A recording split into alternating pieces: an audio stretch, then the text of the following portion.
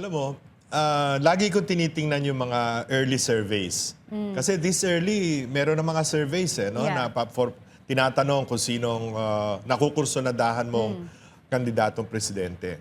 And doon sa mga kabinete o cabinet members ni BBM, wala ka nakikitang umaangat beyond single digit.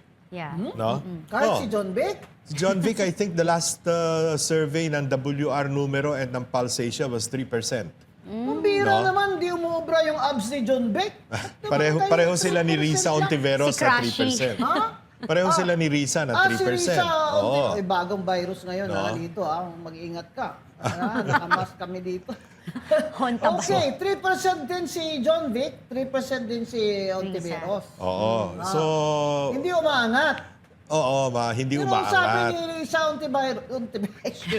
Ontiveros, there should be only one candidate of the opposition. She concerns of the opposition And she has to be the one. Well- Hindi ako, Senator. I am the one. I am the one. Yan.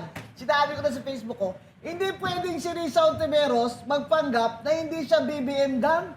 Kasi yung kapatid niya, and she has to correct me if I'm wrong, I will admit it and apologize, pina-appoint niya kay BBM ng mataas ang sweldo.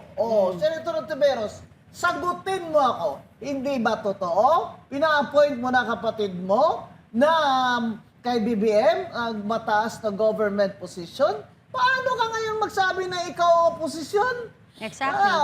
Sino ba talaga ang oposisyon? Hindi ba yung dapat ang nag-uusig at lumalaban sa BBM administration? Ikaw wala Tingnan mo, Bulacan. Ito, duda ako sa'yo Duda talaga ako sa'yo.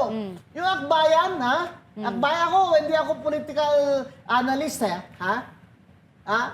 Economics ang undergraduate ko sa UP pero I like numbers Hindi ako political analyst kagaya ng iba dyan na dahil wala ng trabaho, kagaya ni Lamas, political analyst na rin sila.